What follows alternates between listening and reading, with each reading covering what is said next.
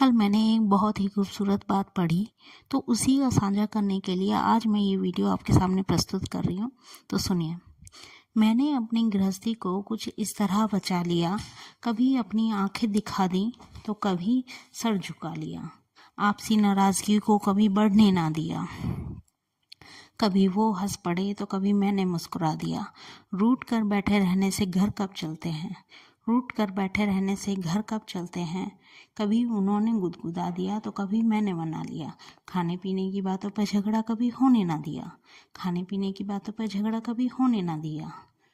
कभी गरम बना कर खा लिया तो कभी बासी खाने को गरम कर लिया।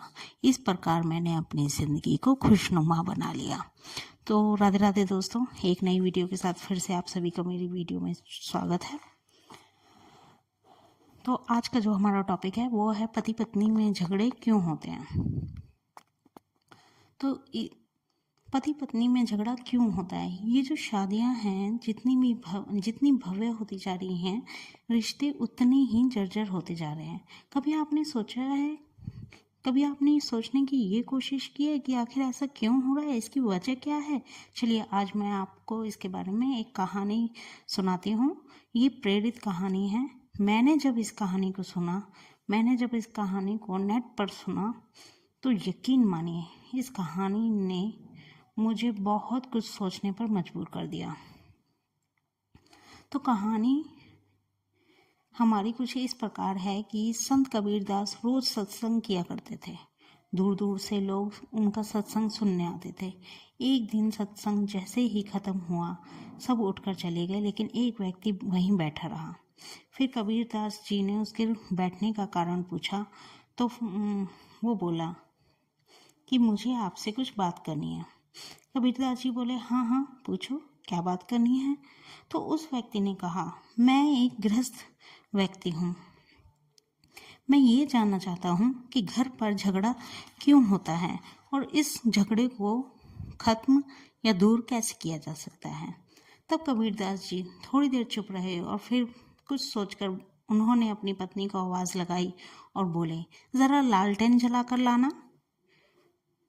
कबीर जी फिर पत्नी से लालटेन जलवाकर मंगवाई और आदमी हैरान होकर देखता रहा और सोचने लगा, इतनी दोपहर में कबीरदास जी ने लालटेन क्यों मंगवाई है।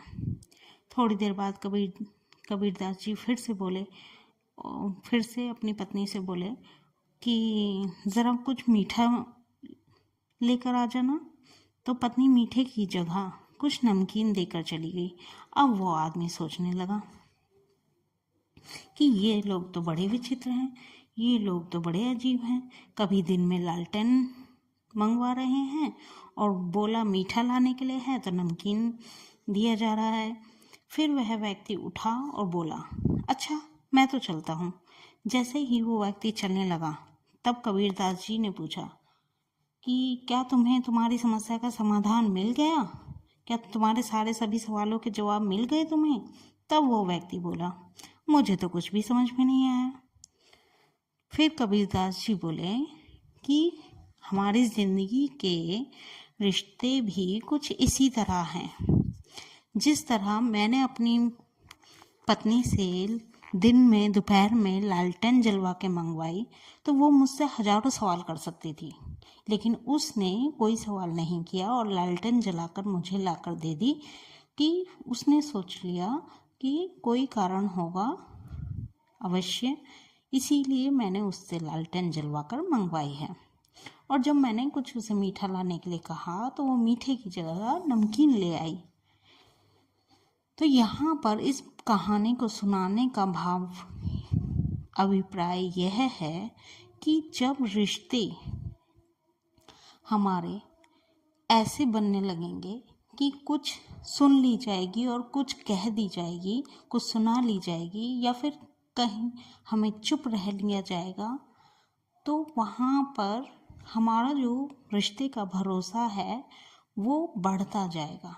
हम दोनों के प्रति, हम दोनों के बीच में जो विश्वास की डोरी है वो बढ़ती चली जाएगी। कुछ अनकही बातों को सुन लिया जाता है और कुछ सुनी हुई बातों को अनसुना कर दिया जाता है।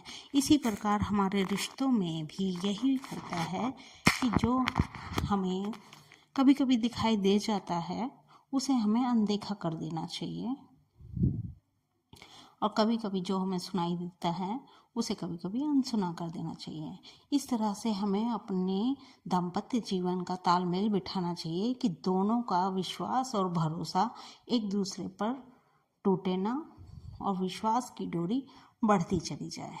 तो इस कहानी को पूरा कहने का सार यही था कि हमें अपना दाम्पत्य जीवन इस प्रकार जीना चाहिए कि लोगों के लिए आप एक उदाहरण के रूप में आए, क्योंकि दाम्पत्य जीवन है, गृहस्थ जीवन है, तो लड़ाई झगड़ों का होना निश्चित है, लेकिन उसमें भरोसा बनाए रखना ये हमारा काम है।